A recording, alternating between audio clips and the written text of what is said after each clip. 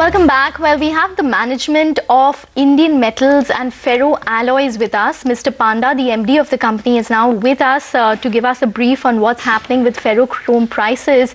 Mr. Panda, so that is my first question to you then.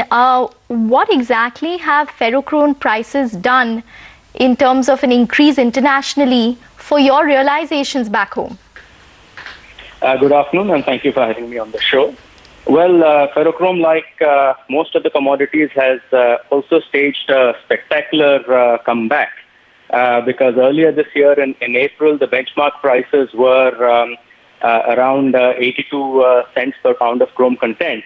And the increase that has just been announced for Q1 of the next calendar year or Q4 of the financial year is a whopping 55 cents.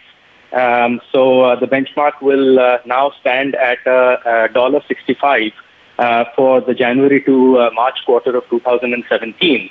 And we expect realizations in rupee terms to be noticeably higher than 1 lakh rupees a ton. In fact, somewhere around 1,15,000 to 1,20,000 rupees a ton. So that obviously adds significantly to margins. Right. Just one question. So, you're basically miners, right, sir? Yes, we are actually the largest fully integrated producer of ferrochrome in the country. Yeah. So we mine our own chrome ore. We generate electricity because this is a power-intensive product, and of course run the smelters to convert the ore into ferrochrome. Right. And who are your biggest customers? Well, 90% of our top line comes from exports, and in terms of destinations, we primarily focus on the Far East for obvious logistical advantages, and given that that is where stainless steel production in the world is also concentrated. So, largest customers include POSCO of South Korea, USCO of Taiwan. We also have long-term contracts with Nissin Steel in Japan.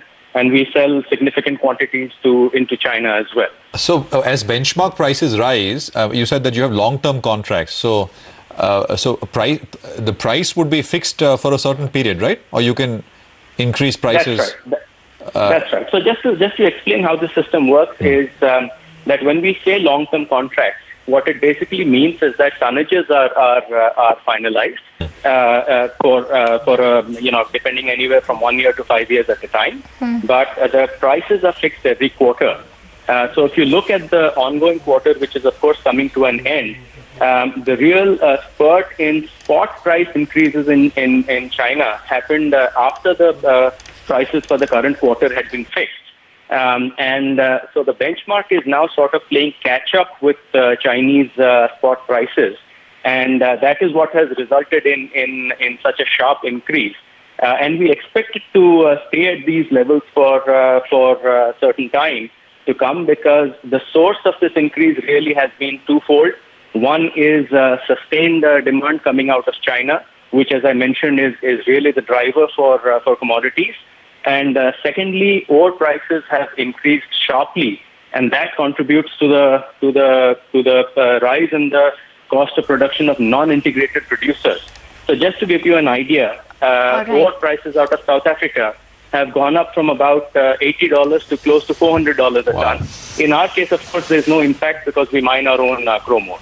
Okay, fair enough. We don't have time for a lot of questions in order to, in fact, discuss that EBITDA push that you might get. But at another time, Mr. Panda, thank you very much for taking the time out and speaking with us. We'll take a break, but more on the markets and stocks once we're back. Stay tuned.